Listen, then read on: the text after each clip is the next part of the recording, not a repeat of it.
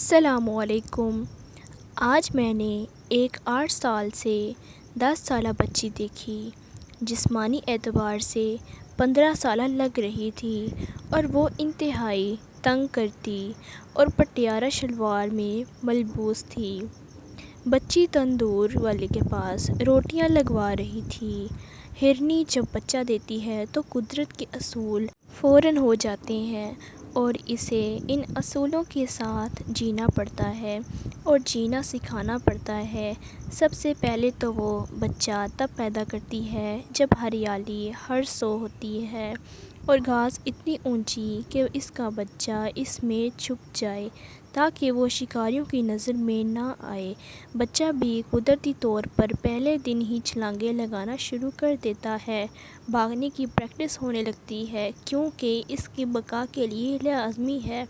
اونچی گھاس اس کو وہ وقت دیتی ہے کہ وہ آنے والے مشکل دور کے لیے خود کو چند دنوں میں تیار کر لے اور ماں اسے چند دنوں میں ہی خطرات سے آگاہی سکھا دیتی ہے۔ ماں بچے کو جھنڈ سے جڑے رہنے کے فوائد، شکاری کی شکل اور اس کی چالوں سے آگاہ کر دیتی ہے۔ یوں وہ بچہ بڑا ہو کر بچ بچا کر اپنی نسل کے بقا کے لیے کردار ادا کرتا ہے۔ ان سب احتیاطی تدابیر کے باوجود بھی اگر کوئی شکار ہو جائے تو وہ قدرت کا قانون ہے، تقاضے میں شکاری کو شکار چاہیے، جو بھاگ سکتا ہے بھاگ جائے، جو غافل ہوگا مارا جائے گا، طاقت کا قانون ہے۔ ہرنی کا رونا بنتا ہے۔ دوسری طرف ہم انسانوں کے بچے ہیں جو بڑے بہت دیر بعد ہوتے ہیں اور سمجھدار تو اور بھی دیر بعد ہوتے ہیں۔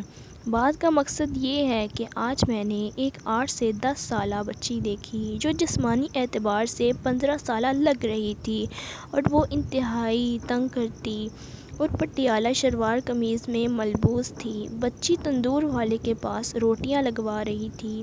تندور پر 3 مرد تھے۔ ان کے بائیں طرف برابر میں دودھ والے کی دکان میں 2 لڑکے تھے۔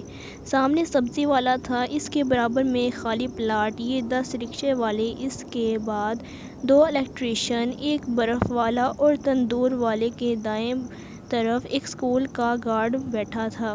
یہ تمام لوگ باہمی دلچسپی کے امور پر آنکھوں سے گفتگو کر رہے تھے اور ان کی اس بھری گفتگو کا مرکزی خیال تھا پٹیالہ شلوار۔ کوئی بھی احتیاطی تدابیر استعمال کیے بنا اگر بچی شکار ہو جائے تو اس پر ہرنی کا رونا بنتا ہے۔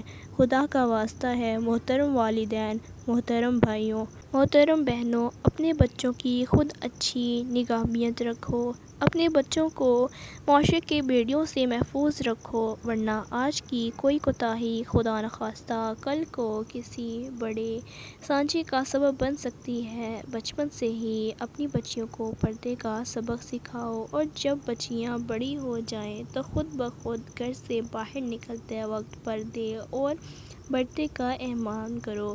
خدارا دین اسلام ایک نفیس مذہب ہے اور الحمدللہ ہمارا دین اسلام ہے، لہٰذا اس دین پر عمل کرتے ہوئے اپنی بچیوں کے معاشرتی تحفظ کو یقینی بنائیں۔